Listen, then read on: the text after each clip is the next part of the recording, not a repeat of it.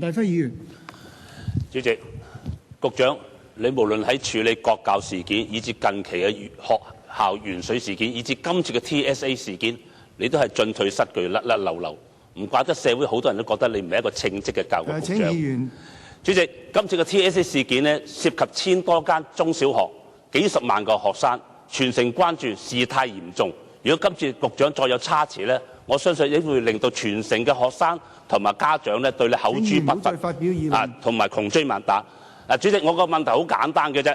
其實局長多次呢，同埋包括今日啊，都話 TSA 評估呢係一項低風險嘅評估，唔會用嚟標籤學校嘅組別同埋排名，同埋學生呢唔使勤於操練㗎，去應付呢 TSA。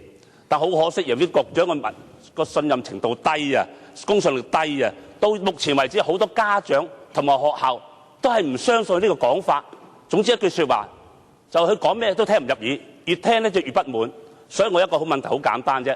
11月29日，我呢作為一個身為教育事務委員會嘅主席，會搭建一個平台，就開個公聽會。我想聽聽局長，問一問局長，佢會唔會珍惜今次當面對面同各大持份者嘅溝通嘅機會，做好準備，親自出席今次嘅公聽會，聽取各大持份者嘅意見訴求，同埋去回應問題，同埋大家尋求呢個共識，解決呢個問題。局長，多謝主席。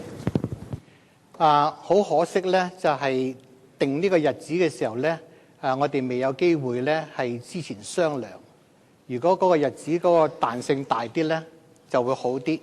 因為當日咧係我有私人嘅理由咧，唔喺香港，但我好想出席。第一點，第二咧，其實而家呢段時間裏邊，我哋已經不斷咁樣同家長、其他嘅組織咧係不斷咁樣係接觸。亦都我同事咧，亦都好全程參與，所以咧資料係嚟自好多方面，意見係嚟自好多方面，我哋聽到好多唔同嘅意見，呢個咧就係我嘅回覆。多謝主席。